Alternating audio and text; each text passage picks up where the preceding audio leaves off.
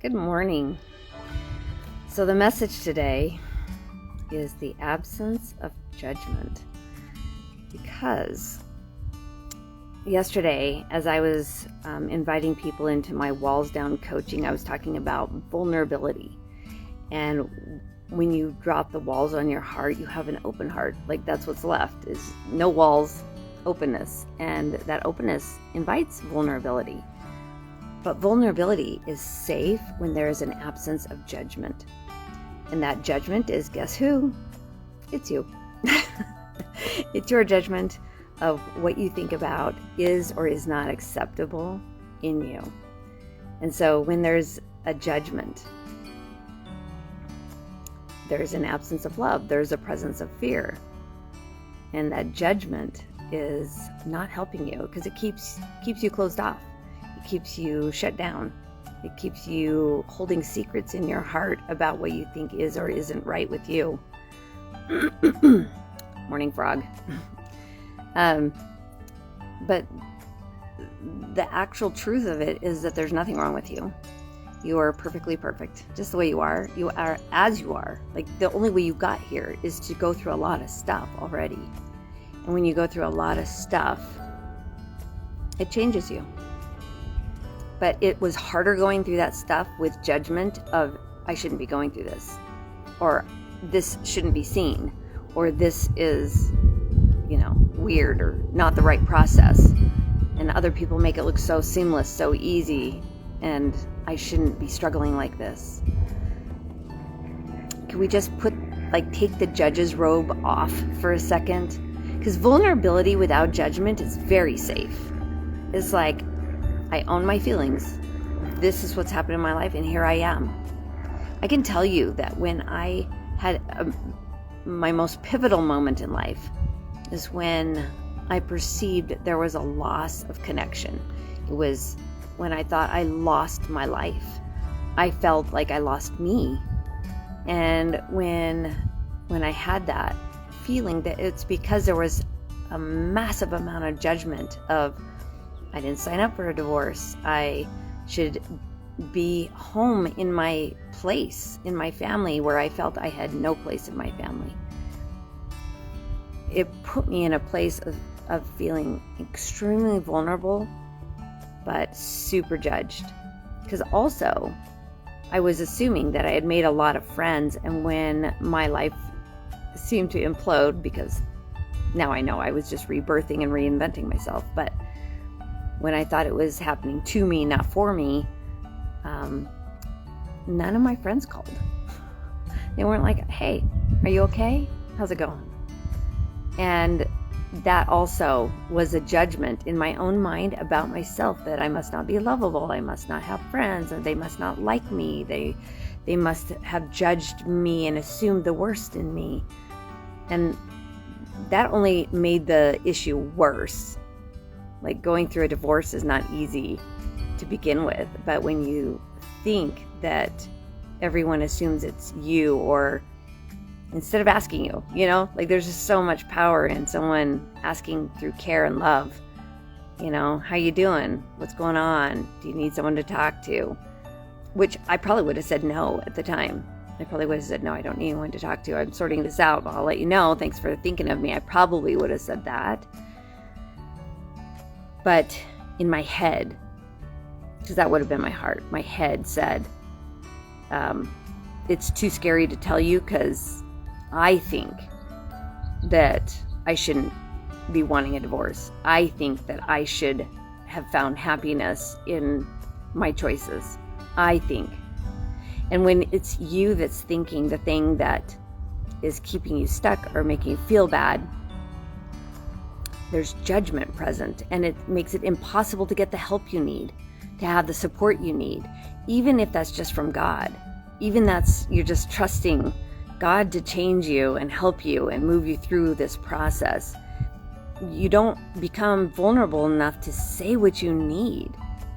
And I'm going to tell you another very personal part of this journey that I was on, that after 3 months of contemplating, learning, studying, taking responsibility for what was mine, showing accountability for the life that I wanted to live, I went to God before I ever went to my husband, and I said, okay, I'm ready for the lightning strike, but I want a divorce. It was the first time I had audibly expressed my desire for a divorce. And I got, it was like warmth was poured over me from the top of my head through every particle of my being, just like a bucket of honey slowly dripping from top to bottom. And I couldn't believe it. I was like, wow, really? Because when I got to the point of saying what I needed, there was an absence of judgment of myself. It's like judging just kept me stuck. I wasn't able to be open and vulnerable to accept responsibility for what was mine. And so I was like, well, I don't know if it's punishment or not, asking for something that I feel like I shouldn't be asking for, but I'm going to ask for it anyway, and I'm going to say it out loud, and I'm going to just accept the consequences. It set me free. The absence of judgment set me free. I was like, okay, so be it. Lightning strike, whatever it's going to be, I'll take it. I'll just assume my responsibility in this. And it was warmth and love that was given to me. And I just was like, why don't I give myself warmth and love? Why was that such a surprise to me? But it did teach me that getting vulnerable is only scary if there's judgment involved. But without judgment, you can replace that with love. You can replace it with self-acceptance. You can replace it with peace, allowance, allowing the thing you want to come in.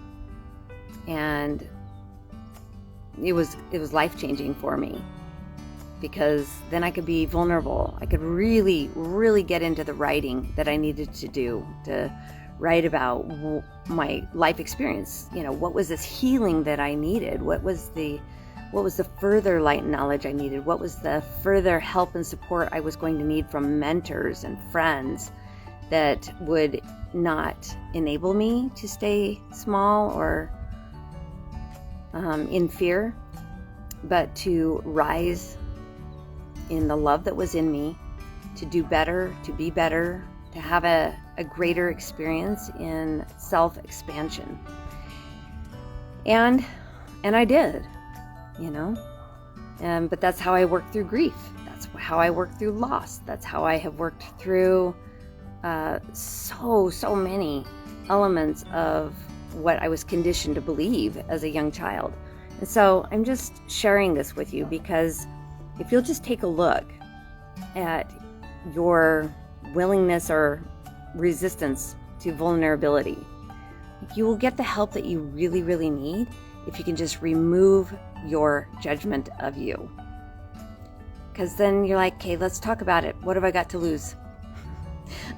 I've got everything to gain if I can get clear on what's really going on inside of me and what it is that I want. It's so hard to name what you want because we think that we can't have what we want, that we should just do what we're supposed to do or what is expected of us. You can have what you want. You can be what you want. You can do what you want. You are free.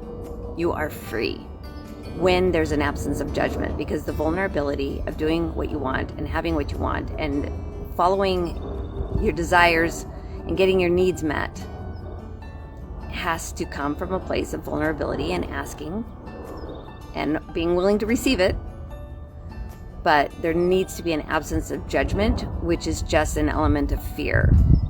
Fear of what might happen, fear of what people will think of you, fear that leaves you closed off and it covers your heart with protective walls. But when you start to get vulnerable without judgment, you feel those heart walls come down. You start to trust that your heart is guiding you. It's going to lead you where you need to go. It's going to help you find the support and the help that you need, because you have an absence of judgment and you have a greater presence of love of life, love for yourself, love for what is yet to come, and experiences that are yours to have. But it starts with vulnerability, with the absence of judgment, so that you can fill that space with love and light and all the future knowledge that is yours to have, because you're built for more. You're not built to be stuck. You're not built to hide behind those walls in your heart. Drop the walls and live free. Thanks for listening.